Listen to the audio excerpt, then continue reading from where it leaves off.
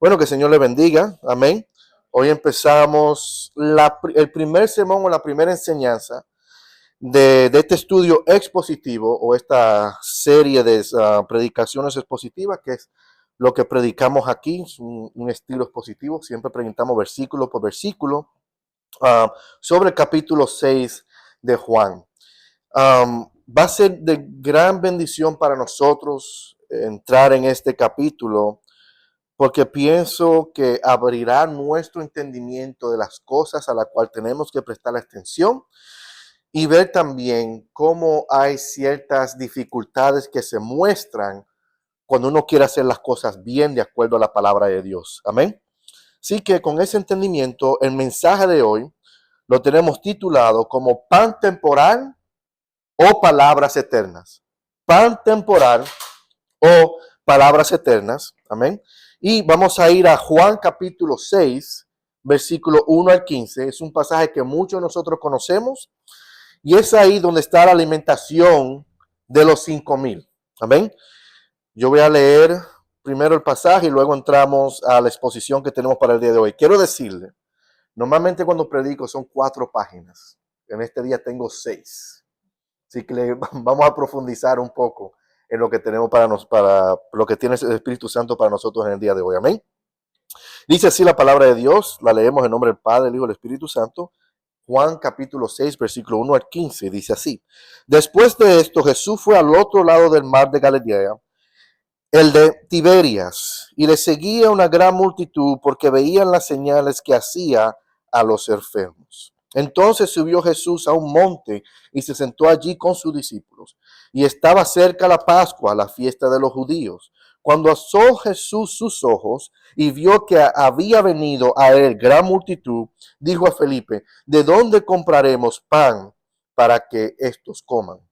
O para que coman estos. Versículo 6 dice que esto decía Jesús para probarle, porque él sabía lo que había que hacer.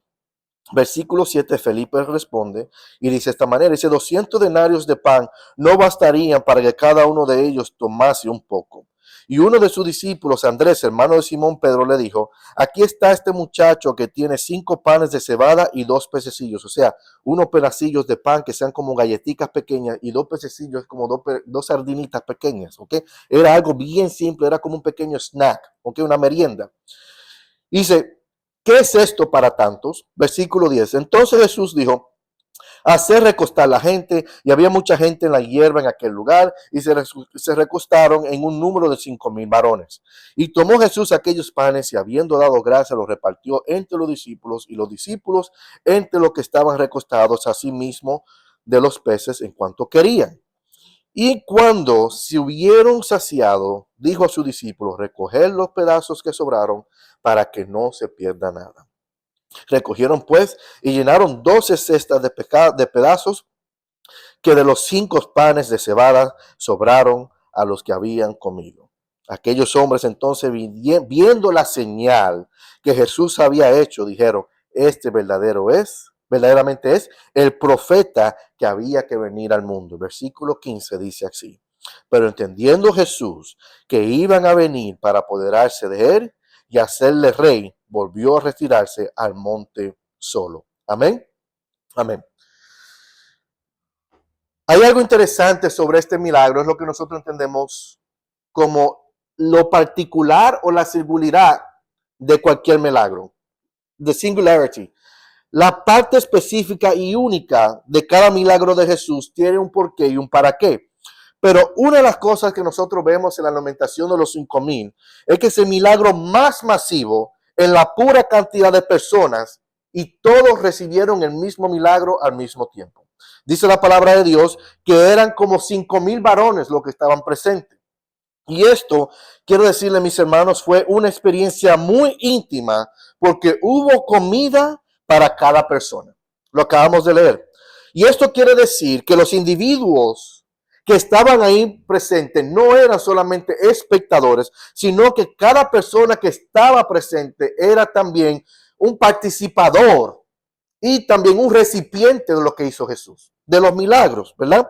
Más adelante nosotros vemos que hay otro milagro similar a este, que es la alimentación de los 4,000, pero este se lleva a cabo en Galilea, el de los 5,000, pero el más adelante de los 4,000 se lleva a cabo en la ciudad de Decápolis.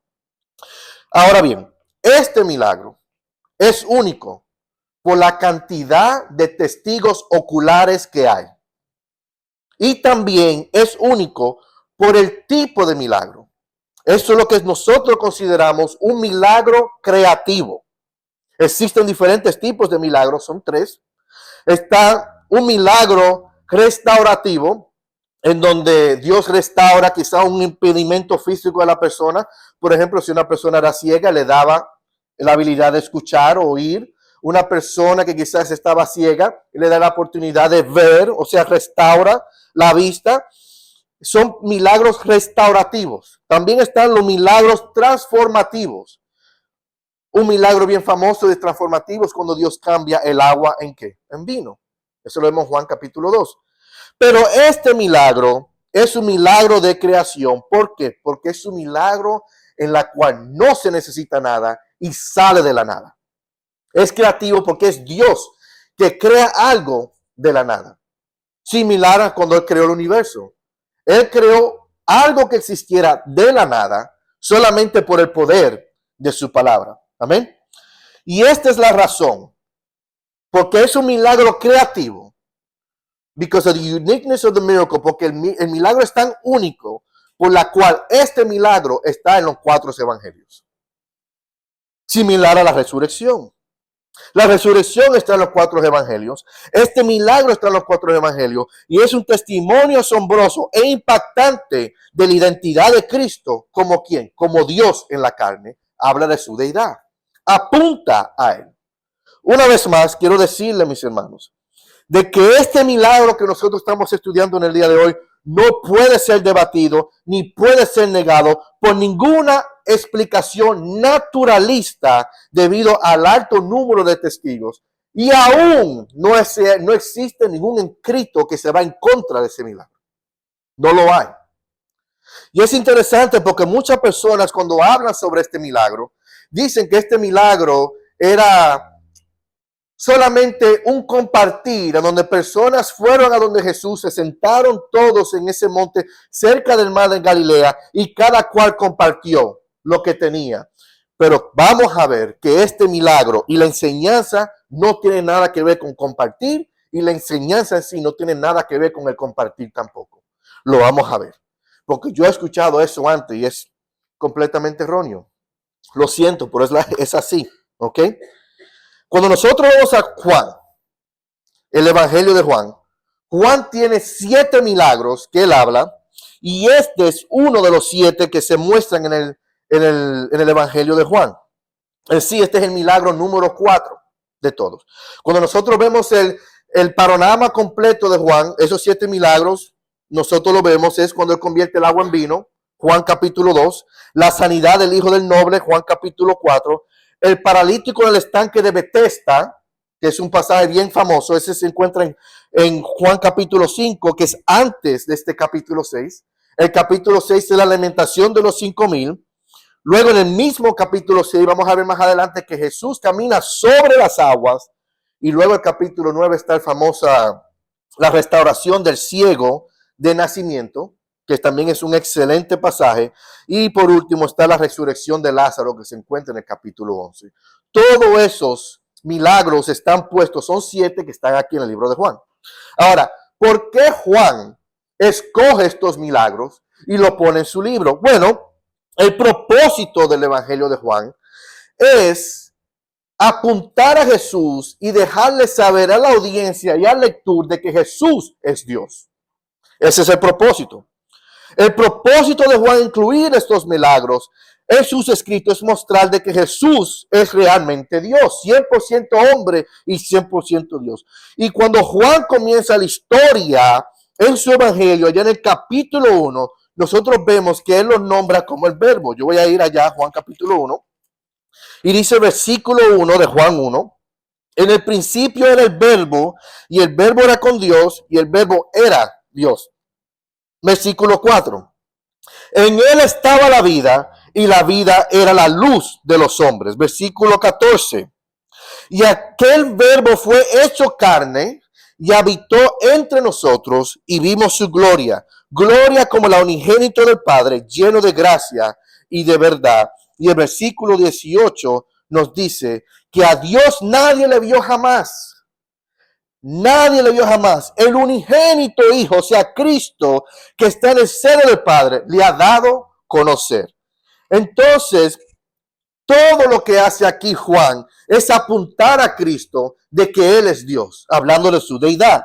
¿Y por qué esto es tan importante para nosotros? ¿Y por qué esto se enlaza en los milagros que acabamos de hablar? Principalmente en el milagro que vamos a ver hoy. Bueno, los milagros o señales, como le habla Juan aquí en su evangelio, son cosas que apuntan a Jesús. Los otros evangelios hablan de milagros, pero aquí Juan habla de señales. Estas señales, cuando vemos una señal es para dar información, para apuntar hacia algo.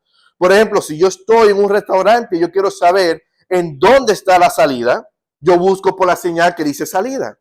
Es ahí donde me apunta dónde está la salida. Igual que a dónde está el baño. Igual que a dónde tengo que hacer derecha o izquierda si estoy manejando. Una señal me apunta a algo. Y aquí las señales que hace Jesús apuntan a su deidad, a quién es Él. ¿Ok? Y cuando nosotros vamos a Juan capítulo 21, sí me gustaría que fueran allá. Juan capítulo 21, versículos 24 y 25. Este es el último capítulo del Evangelio de Juan. Juan capítulo 21, versículo 24 y 25 dice así. Versículo 24. Y este es el discípulo que da testimonio de estas cosas. ¿Quién es el discípulo que está hablando ahí? Juan. ¿Ok? Este es el discípulo que habla de estas cosas. Y escribo estas cosas. Yo doy testimonio. Pero encima de que doy testimonio, la razón por la cual yo escribo estas cosas es para esto. ¿Para qué? Para hablar del testimonio verdadero de Cristo Jesús. ¿Ok? Él dice, yo soy el que doy testimonio de estas cosas y escribo estas cosas y sabemos que su testimonio es verdadero, hablando de Jesús, el testimonio de Juan, el testimonio de Jesús, ¿ok? Pero mira lo que dice el 25. Y hay también otras muchas cosas que Jesús hizo. O sea que no solamente son estos 7 milagros, hay más, las cuales si se escribieran una por una, pienso, dice Juan, que ni aún en el mundo cabrieran los libros que se han de escribir con todos los milagros que Jesús hizo, que dan testimonio de quién es Él. Amén. ¿Ok? Los milagros, mis hermanos, se registran como una representación. ¿Por qué? Porque dan testimonio de quién es Jesús y para qué creemos en el único Dios verdadero. O sea, la razón por la cual. ¿Ok? Él es el único en el cual nosotros podemos tener, aquí viene, vida eterna. Los milagros apuntan a Él, apuntan a su deidad, da testimonio de quién es Él. Juan es un testigo ocular y es en Él el único en el cual nosotros podemos tener vida eterna. Juan capítulo 3, versículo 16 dice así, ¿verdad? Porque de tal manera amó Dios al mundo que dio a su único hijo, a su hijo unigénito, para todo aquel que en Él crea no se pierda, mas tenga vida eterna. Mis hermanos, una vez lo digo, el propósito de Juan es demostrar que Jesús es Dios. Que si crees, tendrás una sola cosa, y eso es vida eterna. Todo el evangelio de Juan apunta a este tema de que Jesús es Dios. Así que tenemos el testimonio de Juan, tenemos el testimonio de Jesús y sobre todo tenemos los milagros como evidencia. ¿Ok? Y este es un milagro único, mis hermanos. Un milagro único, específico. Por eso que están los 4 evangelios. Los milagros son evidencia de la deidad de Jesús. Miren a lo que dice Juan capítulo 5, versículo 36. Juan capítulo 5, versículo 36 dice así. Ese es Jesús hablando. ¿Ok? Y él dice lo siguiente. Mas yo tengo mayor testimonio que el de Juan. Porque las obras que el Padre me dio, para que cumpliese. Las mismas obras que yo hago dan testimonio de quién, de mí y del Padre que me ha enviado. Mas yo tengo mayor testimonio de que Juan, hablando de quién, de Juan el Bautista. Unos versículos antes, él está hablando, está escuchando de que Juan el Bautista ha muerto. Y él está diciendo a la persona, oiga, yo tengo un testimonio, o sea, lo que yo traigo es mayor que Juan el Bautista, porque las obras que yo hago apuntan a mi testimonio, y no solamente a mí, pero también al Padre que ha enviado. Jesús mismo está hablando del testimonio que hay en él a través de, ¿qué? De las obras, o sea, de los milagros que él hace. ¿Hace sentido? ¿Ok? Y este es el testimonio no solamente que vemos aquí en Juan. Juan el apóstol no solamente da testimonio de estos milagros, de que Jesús es Dios, aquí como lo vimos en Juan capítulo 5, versículo 36, pero también lo vemos en Mateo capítulo 11, lo vemos en Lucas capítulo 7 y sobre todo lo vemos en Hechos capítulo 2, cuando Pedro habla de que Jesús es el Señor. Todos ellos apuntan al testimonio de Dios, de Cristo, y a la deidad en Cristo, siendo él 100% hombre y 100% Dios. Ahora bien, la importancia de los milagros. Si miramos otra vez el capítulo 21, versículo 25, lo voy a leer, dice así. Y hay también otras muchas cosas que hizo Jesús, las cuales si se escribieran una por una, pienso que ni aún en el mundo cabrían los libros que se habrían de escribir. Amén. Solo lo que Juan puso, estos 7 milagros, son suficientes para convencernos. Pero aquí nos dice que hay muchas más cosas que Jesús hizo. Pero lo que está aquí es supremamente necesario, and it's enough. Es lo que necesitamos para convencernos a nosotros de que Jesús es el Señor. ¿Ok? Tenemos que tener eso claro. Ahora bien, lo interesante es esto. Lo interesante es que aunque nosotros estamos viendo quién es Dios, aunque estamos viendo las obras que hace Cristo, estamos viendo cómo Cristo se movía aquí en la tierra, él fue rechazado, mis hermanos. Cristo fue rechazado. Eso es lo interesante.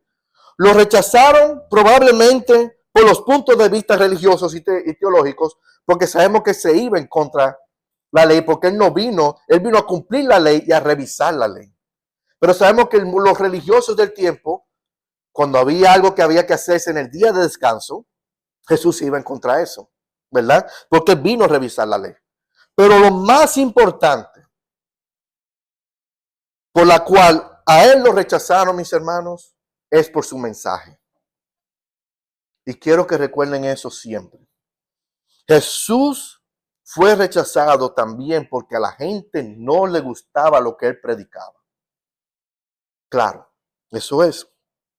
A pesar de la evidencia que había, que ellos fueron testigos de estos, ellos negaron a Jesús. Hasta lo llamaron blasfemo porque él decía que él era el Hijo de Dios o que él era Dios. Lo interesante, mis hermanos, es esto. Ellos no negaron los milagros, sino que negaron el hacedor de los milagros. En otras palabras, no negaron lo que él hizo, sino que negaron lo que él es. Y este es el resultado de la terquedad del corazón humano, mis hermanos. Eso no solamente aquí en la palabra de Dios, en el siglo I, eso pasa aún hoy. Es la terquedad del corazón humano y del engaño de una religión falsa. Muchas personas niegan a Jesús, pero lo siguen solamente por lo que él puede dar y por sus beneficios. Y eso lo vemos en el patrón de cada capítulo, en donde se encuentra un milagro. Hay un patrón que se levanta y cuando nosotros estudiamos todos los milagros de Jesús, sigue el mismo patrón. Jesús hace un milagro, luego viene un discurso sobre la deidad de Cristo, hablando de quién es él, luego viene el rechazo y siempre termina con un plan para matarlo. Es eso lo que nosotros vemos a través de las Escrituras. Y cuando nosotros empezamos a leer los versículos del pasaje que tenemos hoy, vemos lo popular que era Jesús a través de ese momento y a través de todas las provincias en Palestina. ¿Ok? Y la razón por la cual Jesús era popular era por sus milagros. Pero vemos también, aparte de lo popular que era Jesús por sus milagros, vemos también el interés de las personas era un interés superficial y sobre todo un interés egoísta. Con eso vamos a ir al versículo 1. Vamos a empezar la exposición y dice el versículo 1. El versículo 1 dice después de esto o después de estas cosas. O sea, después de lo sucedido en el capítulo 5. Por la información que nosotros vemos aquí en la palabra de Dios, parece que ha pasado por lo menos 1 año o 6 meses. Yo pienso que ha pasado 1 año, porque en el capítulo 5 vemos que inicia una Pascua y aquí empieza otra Pascua. O sea, esta es la segunda Pascua de Jesús, porque la tercera Pascua, Él es el Cordero Pascual y es ahí donde Él muere, en la cruz. ¿Ok? Eso ha pasado por lo menos 1 año. ¿Ok? Otros dicen 6 meses porque quizás la fiesta de los judíos que habla aquí el original puede ser el pan sin levaduras, es otra fiesta que está 6 meses antes de la Pascua. Pero pienso que es la Pascua, por lo que estoy leyendo. Y el versículo también, versículo 1, nos da el lugar en donde está Jesús. Él no está en Judea ni está en Jerusalén. La razón por la cual no está en Judea y en Jerusalén era porque en esos lugares ellos querían matar a Jesús y todavía no había llegado el tiempo de su muerte y él estaba saliendo de esos lugares no por temor, sino porque no era su tiempo. Él aún tenía que trabajar y hacer milagros y discipular y predicar la palabra y predicar las buenas nuevas. Todavía no había llegado su tiempo, ¿ok? Y lo querían matar. Entonces Judea y Jerusalén eran lugares peligrosos, pero él sabía que tenía una misión que llevar a cabo en Galilea, pero él también sabe por el testimonio que leemos en el capítulo 5, versículo 33 al 35, de que Juan el Bautista fue ya asesinado por el rey Herodes, ¿verdad? Entonces él está en Galilea. El versículo 1 continúa diciendo que él fue al otro lado del mar, o sea, al otro lado de Galilea. Y es interesante porque ese lugar estratégicamente durante ese tiempo estaba lleno de multitudes. Porque donde estaba Jesús en Galilea, en esas orillas del mar, venían los peregrinos de otros lugares, más el pueblo que estaba en Jerusalén, porque era el tiempo de la Pascua. Y todos iban para Jerusalén a celebrar la Pascua. O sea, a celebrar la liberación de Moisés de que salieron de Egipto hacia la tierra prometida. ¿Ok? Entonces, es importante entender eso, porque dado el lugar, habla de que la cantidad de gente estaba ahí. Solamente por su lugar estratégico a través de los caminos. ¿Ok? Esto es un dato importante de la narrativa completa que vamos a leer, especialmente cuando él camina por las aguas. ¿Por qué? Porque si él está en el mar de Galilea, quizás llegó ahí en una embarcación, y él está en el mar, y luego más adelante sabemos que él camina sobre las aguas, y hace sentido de que él esté cerca de las orillas del mar de Galilea. ¿Ok? Ahora bien, el versículo 2 comienza con el escenario. Dice ahí que una gran multitud lo perseguía, ¿verdad? Y seguía una gran multitud. Pero es importante el lugar y notar la razón por la cual estas personas lo seguían. La motivación de estas personas de venir a Jesús era por las señales que él hacía con los enfermos. Dice, le seguía la gran multitud porque veía las señales que él hacía con los enfermos. En otras palabras, mis hermanos, las personas seguían a Jesús por los milagros que él hacía. Así, por los milagros que él hacía. Y esta gente seguía a Jesús por lo que ellos querían. Por lo que ellos querían.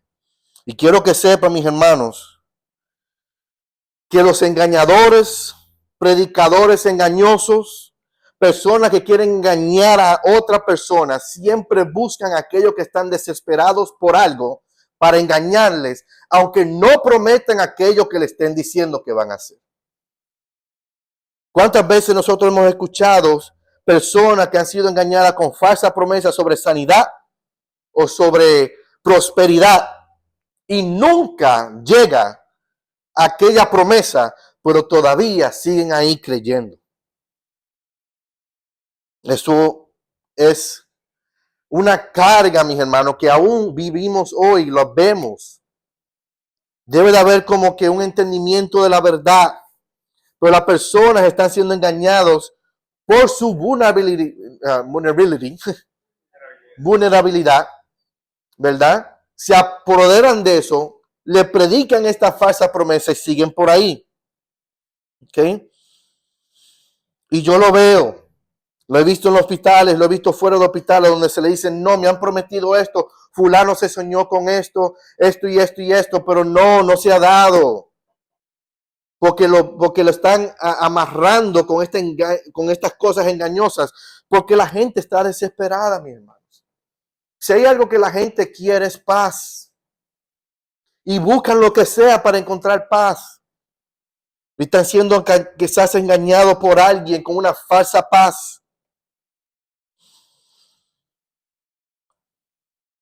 Ellos son atraídos por señales. Miren lo que dice Juan capítulo 2, versículo 23 al 25. Dice esto: estando en Jerusalén, en las fiestas de las Pascuas, o sea, la primera Pascua, muchos creyeron en su nombre, viendo las señales que hacía. Pero Jesús mismo no se fiaba de ellos, porque conocía a todos y no tenía necesidad de que nadie le diera ese testimonio del hombre, pues sabía lo que había en el hombre. O sea, él conoce el corazón de la persona. Él no tenía necesidad de que nadie le dijera, esto es lo que está pasando dentro de mí. No, es que yo te conozco, mi hermano. Tú estás buscando otra cosa que no es. Eran atraídos por señales, o sea, por los milagros. Y en ese momento la medicina, sabemos, no estaba tan avanzada como ahora. Entonces, no existía la esperanza que quizá existe ahora. Yo tuve cirugía. Yo pude reparar este bíceps por la medicina que está tan avanzada y puedo manifestar ciertas cosas con el brazo por la terapia física, por el avance que hay, pero antes no había este avance, no había esperanza. Y Cristo viene a dar lo que la gente necesitaba. ¿Y qué es eso? Esperanza. Es eso. Él viene a dar esperanza.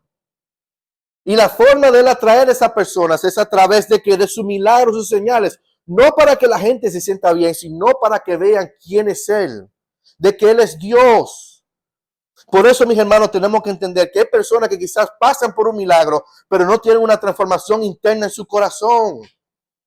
Hay gente que recibe el milagro y se va. Recibe la respuesta que necesita y se va. Hay gente que viene, recibe la información que necesitan, amén, gloria a Dios, y se van. Y se olvida del dador, del hacedor de aquella respuesta o aquel beneficio. La razón por la cual Dios se manifestaba era para apuntar a quien es Él, para que usted crea en Él y tenga vida eterna en Él. No para que usted esté caminando en esta tierra temporal, un mundo caído, con un beneficio que está hoy y mañana se va. Porque podemos recibir una restauración física con un milagro transformativo, restaurativo, pero vamos a morir, mi hermano. La pregunta no es lo que vas a hacer tú en esta tierra temporal, sino es qué estás haciendo tú para tratar con tu situación interna de pecado, para venir a Cristo, resolver esa situación, ser justificado, porque todos vamos a pasar una eternidad en un lugar, sea con Dios o sea en el infierno. Y Cristo vino a traer salvación para que aquellos que crean en Él no fueran condenados, sino que tengan vida eterna. Amén. Y es eso lo que vemos aquí, en el versículo 2. Todo esto en el versículo 2, mis hermanos. No hemos llegado ni al 15. Aquí vemos la condición y los deseos del corazón de la persona, del corazón humano. Querían comida, en otras palabras, querían autosatisfacción, beneficio personal, y todo esto, mis hermanos, es temporal. Buscaban lo que necesitaban, buscaban que comida y sanidad. Venían por los milagros temporales y no por las palabras eternas. Y vemos que al final del capítulo 6, cuando Cristo termina de hablar palabras de vida eterna, diciendo que Él es el pan de vida, la gente se va. Versículo 66. ¿Por qué se va? Porque fueron atraídos por sus milagros y fueron esparcidos por sus palabras. Las personas fueron atraídos por sus milagros y esparcidos por sus palabras. Querían beneficios físicos, querían saciar su estado físico, satisfacción física. Ellos querían todo lo que una persona no regenerada busca. Y quiero decirle, mis hermanos, uno puede llenar un lugar de personas con un mensaje así. Yo puedo llenar esta casa con un mensaje así, un estadio con un mensaje así. Yo puedo llenar cualquier lugar con un mensaje así, aunque yo no cumpla lo que estoy prometiendo. Aunque no lo cumpla. ¿Por qué? Porque hay un nivel de desesperación allá afuera y ese nivel está presente no solamente en la palabra, pero hoy la persona, mis hermanos, se mueven por una mentira y esto siempre pasa siempre. Esto siempre pasa siempre. Amén. Voy a quitar los espejuelos, voy a tratar de leer porque se me están rebalando. Pero aquí viene, si el llamado es a esto, si uno predica lo siguiente, si el llamado es a la negación de uno mismo, self-denial, aborrecer la propia vida, self-hatred, a dejar al padre o madre y todo lo que posees, si el llamado es a la persona a que se arrepienta, a que se quebrante, a que llore por su pecado, a que dé cuenta por su vida espiritual que está en bancarrota, a humillarse, a santificar su vida, o tal vez tomar su cruz y ser obediente a Cristo, o a buscar la santidad, o sufrir, o ser un mártir, entonces ahí la multitud se desaparece y tenemos unos cuantos. Esa es la verdad. Esa es la verdad. Jesús estaba demostrando su poder para mostrar su deidad de modos a que podamos escuchar sus palabras. Es eso.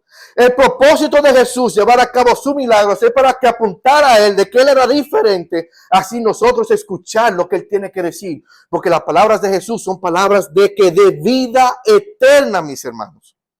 Amén. Seguimos entonces con el pasaje, versículo 3 al 4, dice así.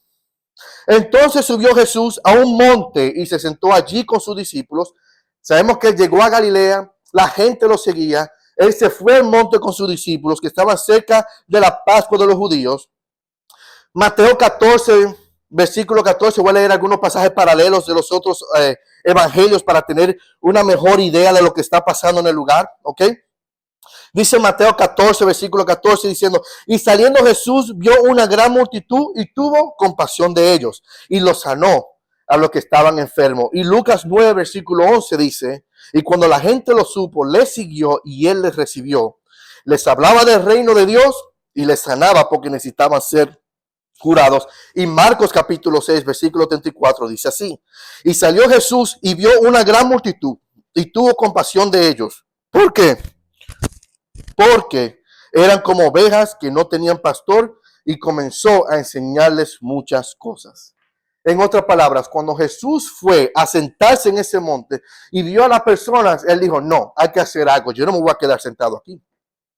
Él vio una necesidad, tuvo compasión sobre ellos, fue movido por misericordia a ellos, y no solamente que los sanaba, pero también les predicaba la palabra de Dios, les predicaba las buenas nuevas. Y lo que pasa es, mis hermanos, que Jesús nunca dejará una multitud sola, no lo hará.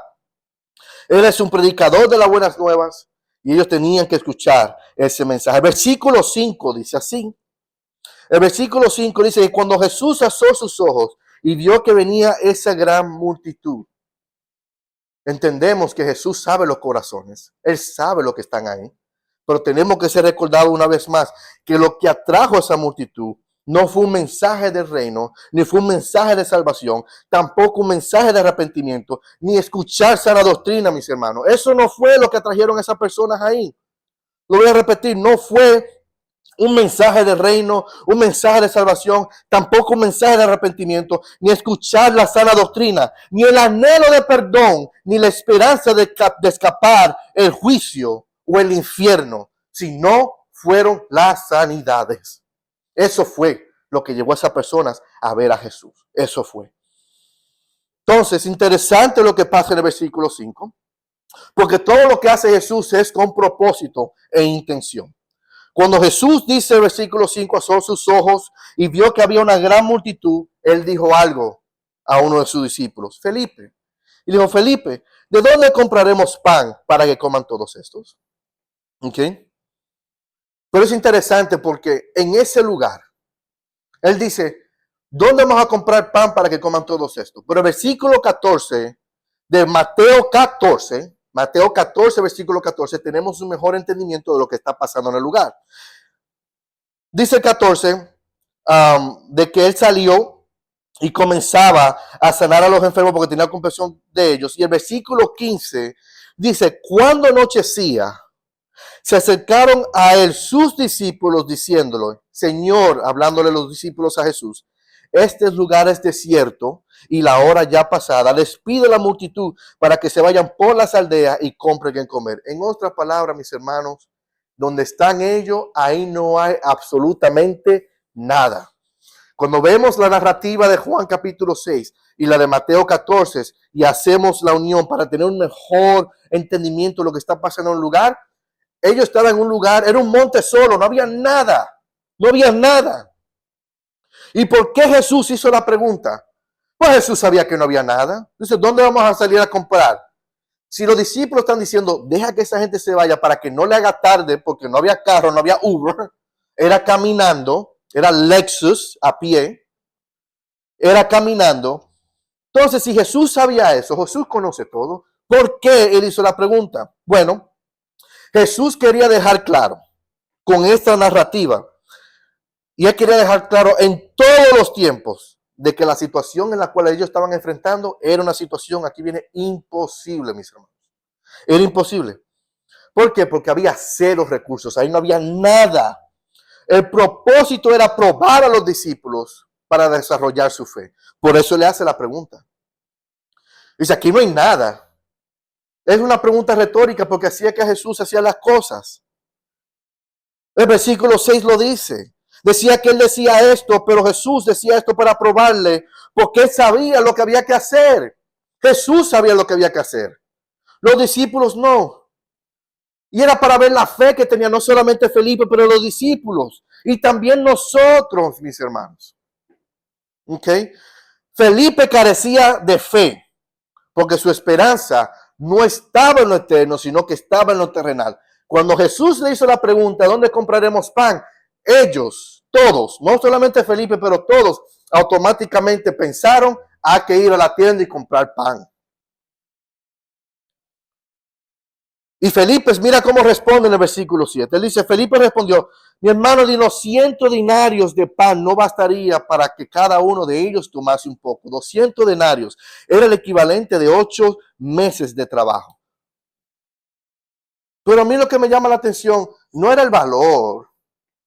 Sí, era mucho pan, no había 8 meses, oiga, un año de trabajo. ¿Tú sabes cuántos pedazos de pan tú te comes? Es bastante pan, pero no era suficiente, eran 5,000 varones, sin contar las hijas y los hijos y las mujeres. Vamos a ver más adelante. A mí lo que me llama la atención es cómo cómo Felipe responde, o cómo responde los discípulos. Porque los discípulos en el capítulo 14 dicen, Señor, mándalo, porque no hay nada aquí. Mire, mi hermano, en el trabajo, o en los deportes, o en donde sea que uno va, uno siempre ve a alguien que es una superestrella en lo que hace, sí o sí. Uno lo ve. En los deportes siempre está el the clutch. Vamos a poner a fulanito porque sabemos que fulanito puede hacer lo imposible en ese momento. En el trabajo, vamos a hablar con fulanito porque fulanito puede que aquella obra que estamos haciendo se recupere o se arregle o se haga algo. Siempre hay alguien en el grupo que es un estelar, que uno dice, bueno, vamos a contar con fulano porque sabemos que fulano lo puede hacer. ¿Cómo yo sé que fulano lo puede hacer? Porque fulano lo ha hecho ¿qué? Antes.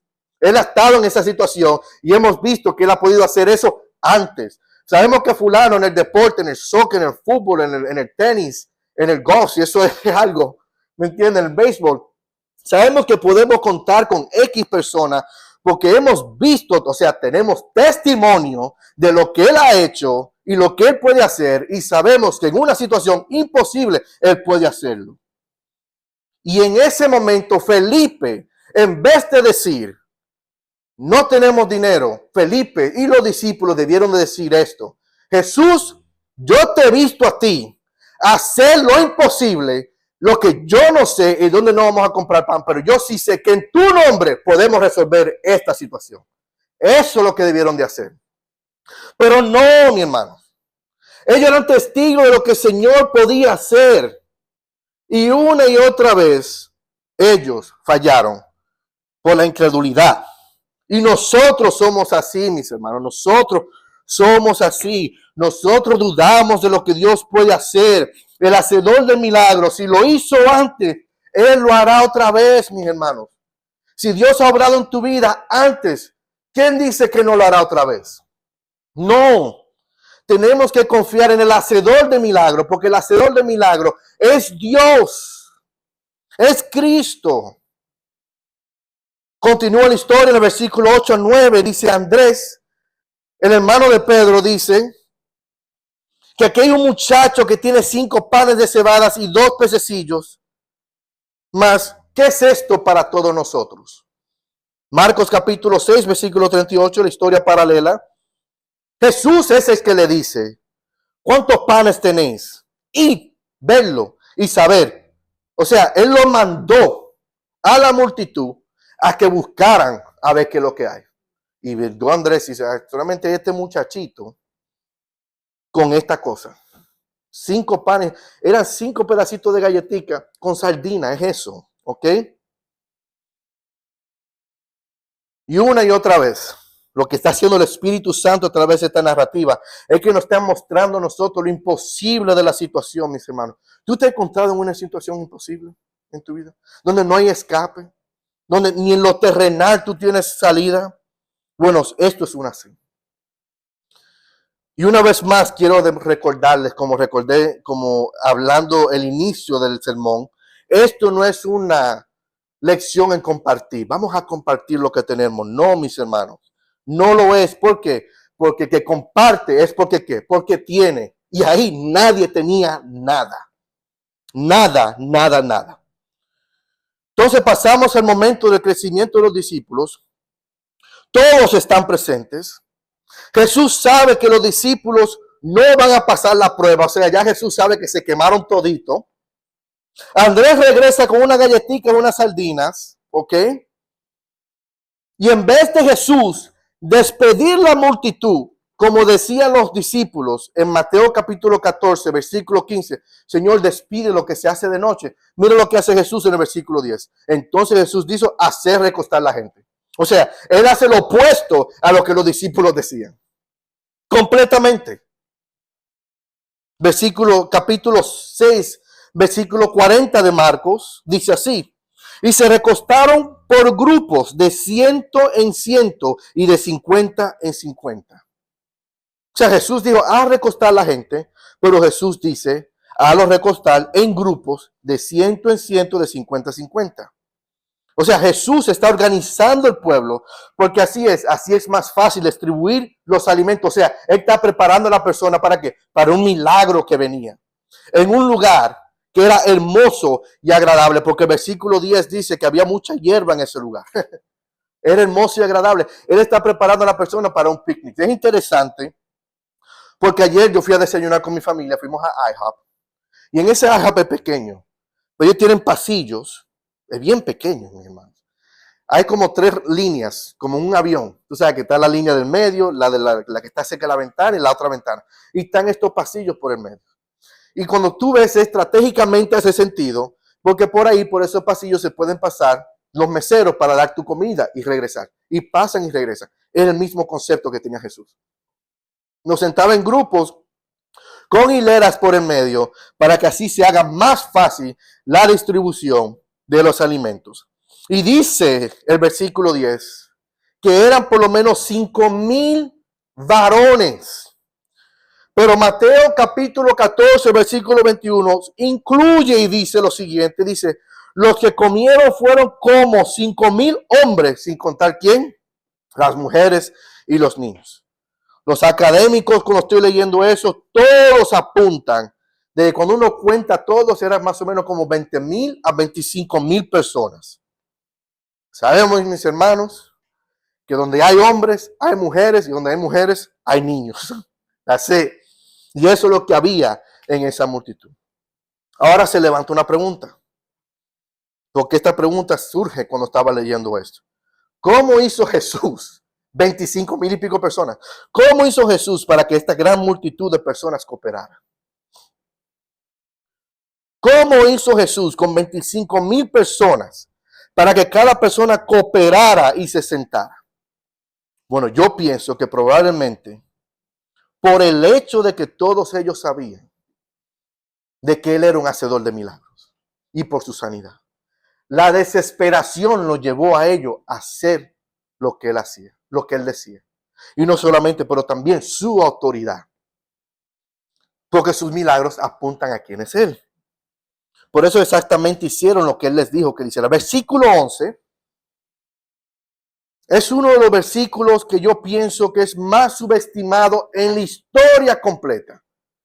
Porque tiene que ver con un acto, es un acto de creación. Dice versículo 11, y tomó Jesús aquellos panes y habiendo dado gracias, los repartió entre los discípulos y los discípulos entre los que estaban recostados y asimismo hizo también con los peces. Por ahí hay una parte clave. ¿Cuánto qué? Querían. Mi hermano, hay un buffet que está cerca por aquí que me gusta mucho porque tiene un buen sushi. You get good sushi for the price. Y hay un letrero que te dice ahí, tú solamente tienes 1 hora para consumir. O sea que aunque tú comes, tú no puedes decir, yo voy a comer ahí todo lo que yo quiera porque te dan solamente 1 hora. Eso no pasó aquí. Ahí todo el mundo comió. Dice cuánto querían. Y quiero decirle, mis hermanos, que el versículo 11 habla de la creación. Todo lo que estaba repartiendo Jesús era creado en el momento. Peces y panes, mis hermanos, que nunca habían sido tocados por manos de pecadores y que no nacieron o fueron cultivados o fueron creados en un mundo caído. Eran peces que eran creados en el momento, eran galletas, eran panes que eran creados en el momento, no fueron cultivados en una tierra maldecida por el pecado. Y yo quiero decir una cosa, a mí me encanta mi pecado maldecido. Un pescado frito con tostones maldecidos son buenos. Imagínate este que no ha sido tocado por ninguna mano maldecida por el pecado, ni por una tierra maldecida por el pecado. Esto debe ser increíblemente sabroso, mis hermanos. Sabroso, mis hermanos. Y todo eso fue llevado a cabo en el instante. Estamos hablando de que Jesús no solamente hizo eso y que apareció, no, él pasaba y pasaba y pasaba, porque el pasaje decía que Jesús, versículo 11, lo repartió entre sus discípulos y los discípulos entre los que estaban recostados. O sea, él pasaba y pasaba y pasaba, mis hermanos. Eso fue el instante. Otra vez vemos que el pasaje no es una lección de compartir, porque el pasaje nos dice que todos comían cuando querían. O sea, tú no puedes decir, yo comí todo lo que yo quise porque José me dio mitad de un pan. No. Tú comiste todo lo que tú quisiste porque había pan hasta por años. ¿Ok? Queriendo decir, mis hermanos, que este milagro de esta alimentación, esta comida de 5 panes con sus peces, fue una comida completa, abundante y aquí viene precisa también. ¿Por qué fue precisa? Vamos a leer versículo 12 al 13. Y dice, y cuando se hubieron saciado, cuando dice saciado, mis hermanos, me está hablando, dada en la misma connotación, filled en el original, de cuando usted ve un buey, bueno, ustedes saben, yo lo veo por YouTube, ustedes ven un buey o un animal de la granja que come, ya cuando dice, oh, ya yo estoy lleno, se va, aunque todavía esté la comida ahí porque está bien saciado, es lo mismo. Dice, until you filled up, se habían saciado tanto que ya decían, ya, no me dé más pan ni más peces. No es porque no era bueno, era porque estaban saciados. ¿Ok? Dice, cuando hubieran saciados, dijo a sus discípulos, o sea, Jesús dijo, recoger los pedazos que sobraron para que no se pierda nada. Y aquí viene lo preciso. Recogieron pues y llenaron ¿qué? 12 cestas de pedazos de los 5 panes de cebada y sobraron lo que habían comido. 12 cestas. ¿Cuántos discípulos son? 12. Uno para cada uno. Y yo digo entonces, ¿cómo es posible, mis hermanos, que los discípulos pudieran exhibir esa falta de fe en él cuando ya habían visto esto una y otra vez? ¿Por qué digo esto? Porque más adelante está la alimentación de los 4,000 en Decápolis.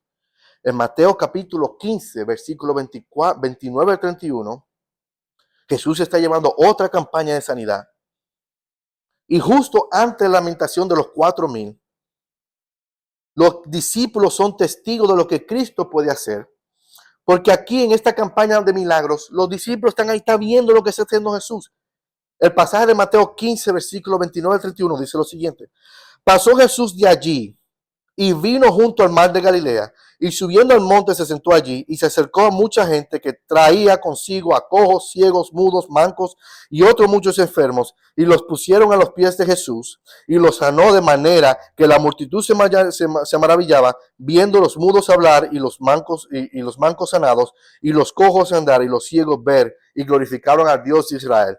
Ese fue el versículo 29 al 31. Versículo 32 al 33, el mismo pasaje. Se repite la historia. Y llamando Jesús a sus discípulos, le dijo, tengo compasión de la gente, porque ya hace 3 días que están conmigo y no tienen que comer.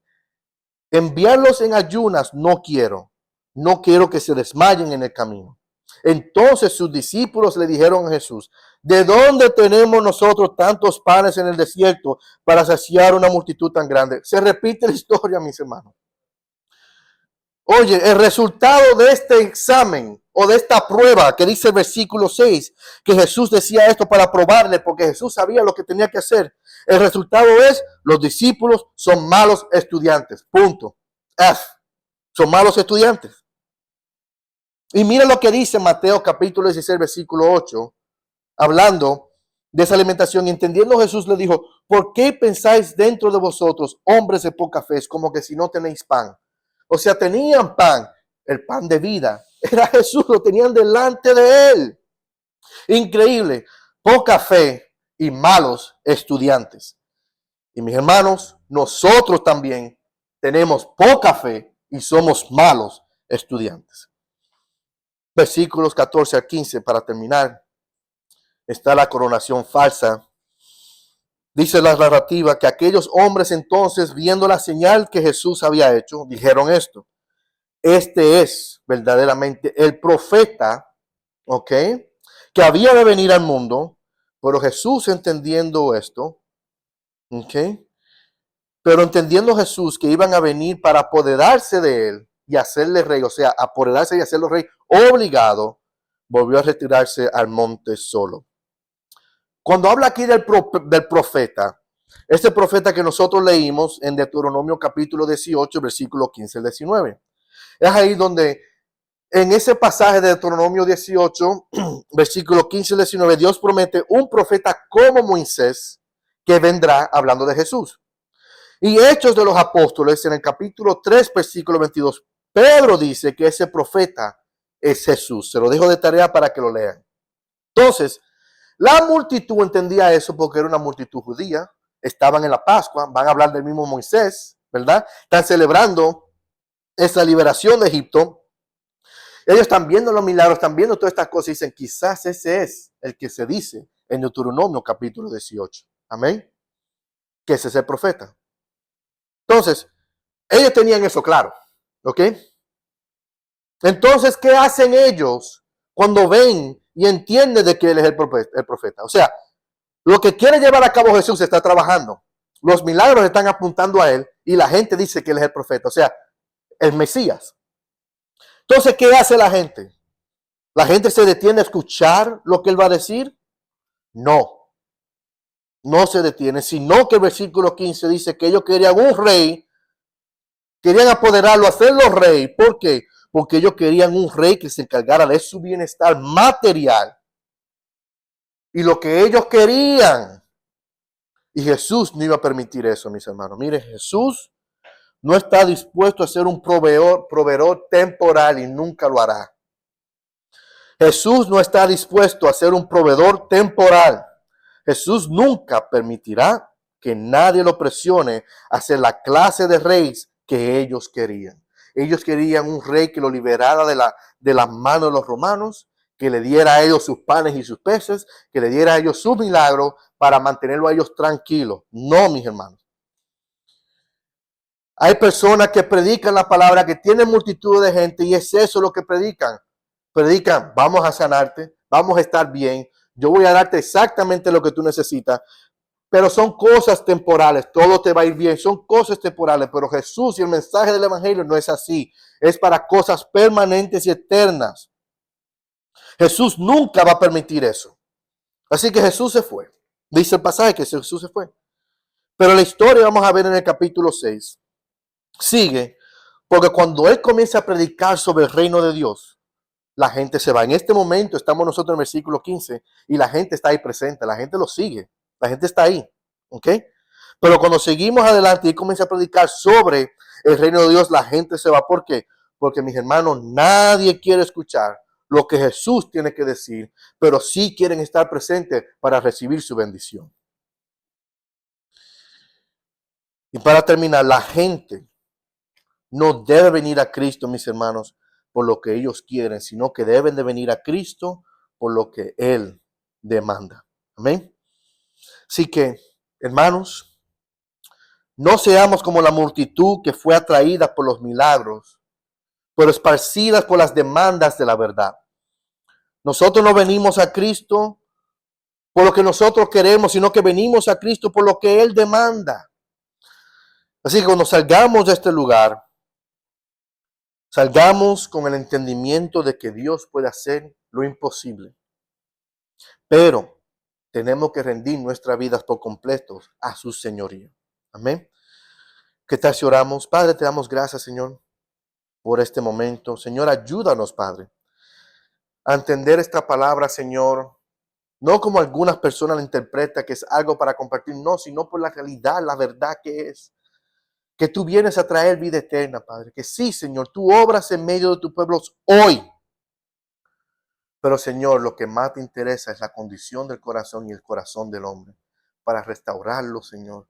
Para librarlo, para justificarlo, Padre. Para que así tengan vida eterna, Señor. Como dice Juan, capítulo 3, versículo 16, Padre. Y ayúdanos, Señor, a constantemente predicar la palabra correcta, Señor. No, Señor, predicar estos supuestamente milagros, Señor, estas falsas promesas, para mantener una multitud desesperada que busca algo, Señor, siempre atento, aunque no reciban lo prometido, sino predicar tu sana doctrina, predicar tu palabra, tu evangelio, que son palabras de vida eterna. Y, Señor, sabemos, Padre, que no es un mensaje popular. Habrá multitudes de personas que siguen un mensaje diferente al que tú predicas, pero aquellos, Señor, que se mantienen en tu doctrina, que se mantienen en tus palabras de vida eterna y las siguen, y ellos completamente se rinden por completo a tu señorío, estos tendrán gran galardón en ti. Y para la bendición de hoy se encuentra en Hebreos capítulo 13, versículo 20 al 21, y dice así: y el Dios de paz, que resucitó de los muertos a nuestro Señor Jesucristo, el gran pastor de las ovejas, por la sangre pacto eterno os haga apto en toda obra buena para que hagáis su voluntad, haciendo él en vosotros lo que es agradable delante de él por Jesucristo, a cual sea la gloria por los siglos de los siglos. Amén y amén. Que el Señor le bendiga.